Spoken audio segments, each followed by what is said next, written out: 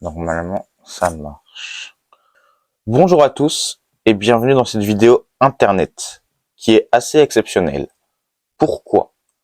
Déjà, j'ai réussi à fixer un micro. Donc c'est fou. C'est un truc de dingue ce qui se passe.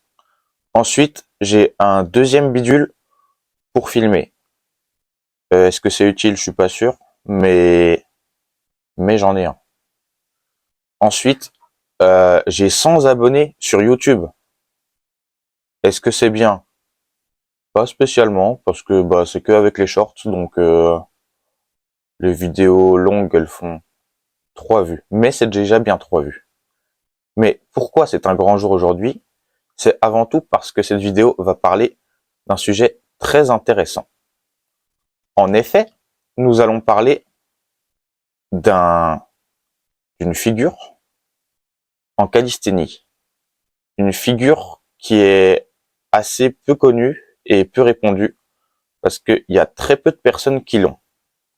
C'est une figure qui mélange équilibre, force et souplesse. Il y a très peu de personnes qui l'ont, tout simplement parce qu'elle est extrêmement difficile.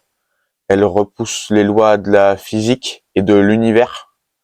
Et j'irais même jusqu'à dire que seuls des êtres complètement divins pourraient la maîtriser. J'abuse peut-être. Mais vous l'aurez peut-être deviné, la figure dont je parle est le Hellsith. Non, non, le Hellsith c'est nul. Par contre, le mana ça c'est bien. Donc aujourd'hui, on va parler du mana. Alors, d'abord, les choses qu'il faut savoir à propos du mana, le plus important, je pense, c'est peut-être pas le plus important, mais c'est bien de le savoir quand même, c'est que c'est un mouvement de tirage.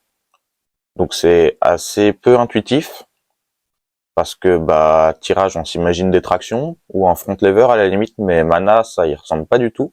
Et pourquoi c'est un mouvement de tirage? Tout simplement à cause des groupes musculaires impliqués. Et en mana, on va recruter beaucoup les triceps, qui sont un muscle postérieur, je crois qu'on appelle ça comme ça, mais en gros qu'on voit quand on regarde le dos.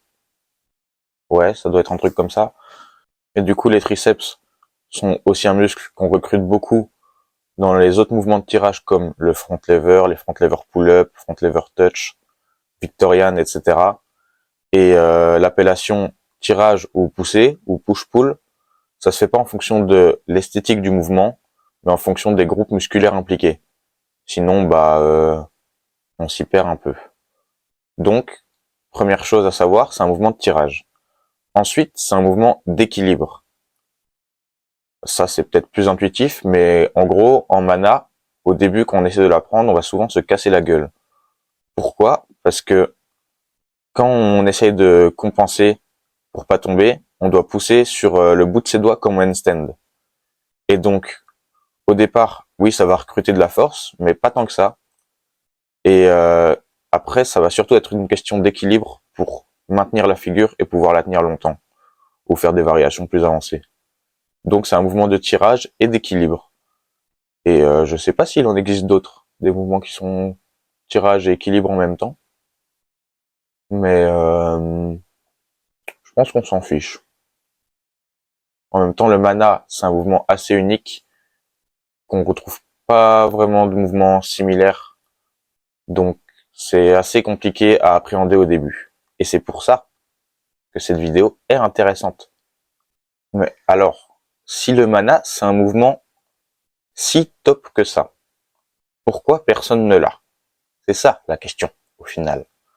Parce que c'est quand même un mouvement assez beau esthétiquement, qui pourrait donner envie à certaines personnes, mais il y a très peu de personnes qui l'ont clean.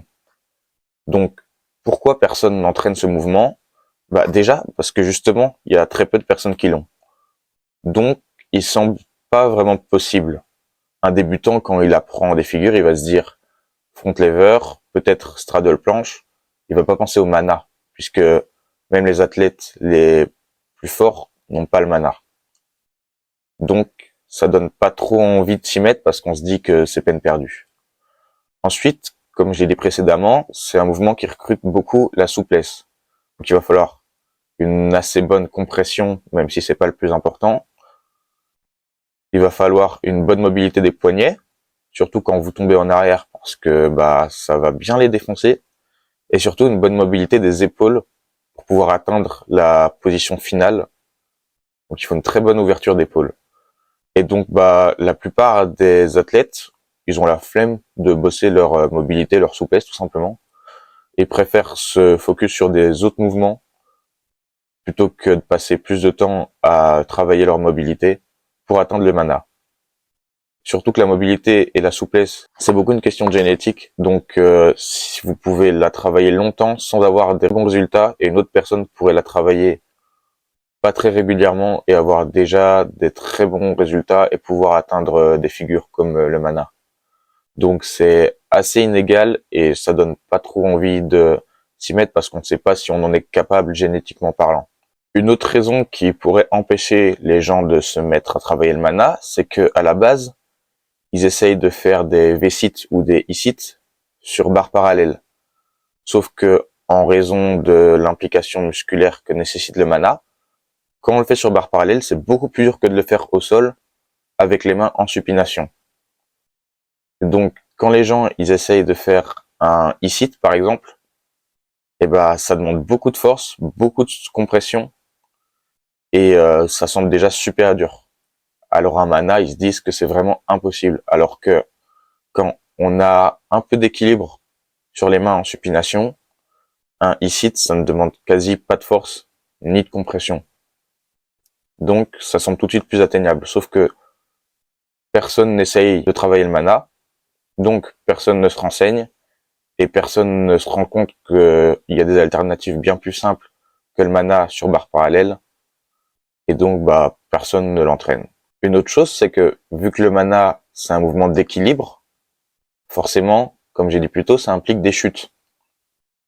Et donc autant quand on tombe en handstand, il y a moyen de facilement se rattraper et ça fait pas trop peur quand on arrive à appréhender la chute, autant en mana, il n'y a pas vraiment d'autre solution que de s'éclater le dos contre le sol. Ce qui est un peu moins agréable que de retomber sur les pieds comme tu peux le faire en handstand. Et donc bah on peut mettre un coussin derrière pour que ça fasse un peu moins mal, ce qui est préférable d'ailleurs, mais ça enlève quand même pas l'appréhension de la chute qui fait plus peur qu'en handstand même si on a moins de hauteur.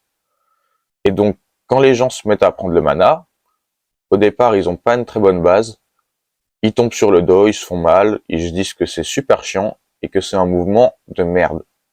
Et donc bah ils arrêtent tout simplement de le travailler. Alors que bah si on se déterre un peu et qu'on met un petit coussin, ça peut venir assez vite. Du coup, mettez un coussin derrière votre dos, travaillez-le régulièrement, abandonnez pas parce que on s'éclate au sol, parce que ça arrive à tout le monde, hein. Et puis bah ça viendra, forcément. Et la dernière raison qui pour moi empêcherait les gens de se mettre à entraîner le mana, c'est que bah ils savent pas comment l'entraîner. Parce que c'est vrai que la planche, il y a plein de tutos sur YouTube ou sur les réseaux sociaux, partout au final. Front lever, pareil, pour à peu près tous les mouvements de calisthénie, même les moins connus comme Iron Cross ou Festo, on peut trouver des tutoriels. Alors que le mana, vu qu'il y a très peu de personnes qui l'ont, il y a très peu d'informations dessus. Et vu que c'est un mouvement beaucoup moins instinctif que la planche, où on peut juste faire des régressions plus faciles, comme des tucks, des straddles, ou alors se délester avec un élastique, le mana, ça c'est pas possible. On peut peut-être essayer de monter petit à petit du I-sit au mana, mais c'est beaucoup moins instinctif. Donc, il faudrait qu'il y ait plus d'informations sur cette figure pour que plus de gens se mettent à l'entraîner. Et c'est justement sur ce point que moi je peux être peut-être un peu utile. Donc je vais pas faire un tutoriel sur le mana aujourd'hui parce que bah ça prendrait trop de temps. Puis je sais pas si j'ai le niveau pour en faire un. Si j'ai le niveau, je l'ai super bien. Bah je ferai un tutoriel prochainement, probablement. Mais aujourd'hui on va se concentrer plus sur la théorie au niveau du mana. Et donc bah si vous voulez un tutoriel, faites-le moi savoir, les 2-3 personnes qui verront la vidéo. Et puis voilà, je pense que ça peut être utile à certaines personnes. Surtout que bah moi ça me ferait plaisir de voir des gens qui apprennent le mana parce que c'est un mouvement qui selon moi a un énorme potentiel. Déjà parce qu'on peut faire plein de variations, un peu comme en planche. On pourrait faire des manas sur les doigts, sur parallèle, high mana, des manas avec un peu plus d'amplitude, descendant ici, remonter en mana et faire des combos très beaux esthétiquement à partir de cette figure. Et puis à partir du moment où on a une assez bonne planche et un bon mana, on peut faire des combinaisons entre les deux qui peuvent être assez incroyables. Par exemple, sur parallèle, on pourrait faire des planches push-up, monter en mana, redescendre, faire des planches press, même partir en Victorian et faire des combos qui seraient magnifiques et qui changeraient aussi parce que bah on voit jamais de mana. Donc quelqu'un qui arrive en compétition, qui rentre un mana dans son combo, ce serait, je pense, assez incroyable. Donc ce serait bien que les gens se mettent à travailler ce mouvement, bah il est top quoi. Donc travaillez-le s'il vous plaît. Donc comment je pourrais conclure cette vidéo? Bah le mana c'est bien, il faut le faire.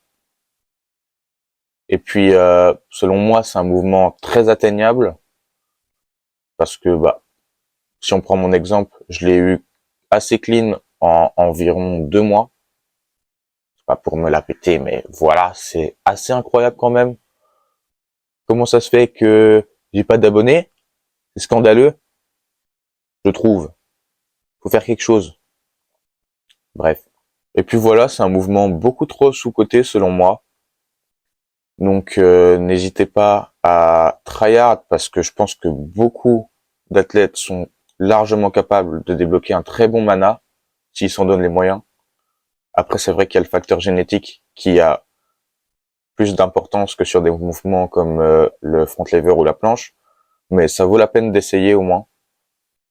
Et puis bah n'hésitez pas à me taguer sur vos essais, par exemple sur Instagram, les 5 personnes qui verront cette vidéo.